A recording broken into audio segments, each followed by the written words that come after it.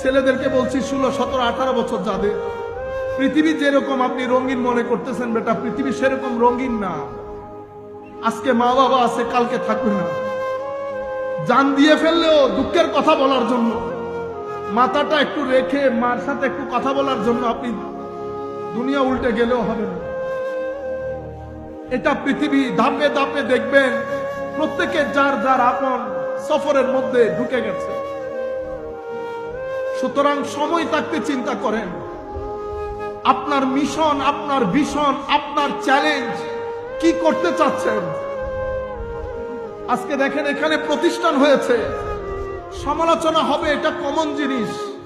সবাই পৃথিবীর মানুষ বড় আজীব প্রাণী, সমালোচনা হবে। কিন্তু একটা প্রতিষ্ঠানের পেছনে যেই পরিমাণ শ্রম, যেই পরিমাণ হেডেক, কারণ এখানে তো সরকারি পৃষ্ঠপোষকতা নাই।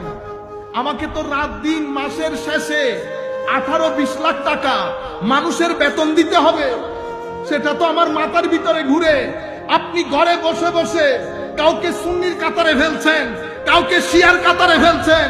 যাকে শিয়ার কাতারে ফেলছেন সে 18-20 লক্ষ টাকা মাসে আপনার সুন্নির ছেলেদেরকে বেতন দেয়।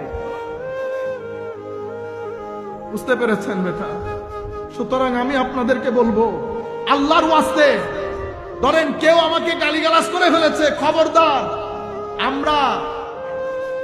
আমরা তো পুঁটি মাছের চেয়েও কম। গাজালির মতো হুজ্জাতুল ইসলাম চলে গেছে, আহলে সুন্নাত রয়ে গেছে। কখনো ডিভাইড করবেন না, মানুষকে ঘৃণা করবেন না, মানুষকে কনভিন্স করতে শিখেন। অমুক এটা হয়ে গেছে, সমুক এটা হয়ে গেছে।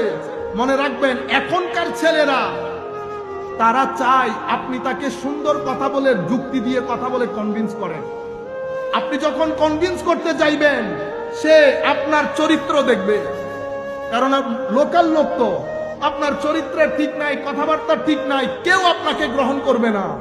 কিন্তু যখন মধুপোকার মতো হবেন, তো মধুপোকা কিরকম? মধুপোকা ঘর বানাই কোথায়? পাহাড়ে। আর কোথায়? গাছের চোড়ায়। আর কোথায়? ছাদে। মধুপোকারে রিকোয়েস্ট করতে ইচ্ছে করে না, বাইরে একটু নিচে নাই, নিচে বানাইলে ঘর অসুবিধা আছে। না, আমি সাইজে ছোট হতে পারি, কিন্তু আইকিউ চিন্তা আমার অনেক বড়।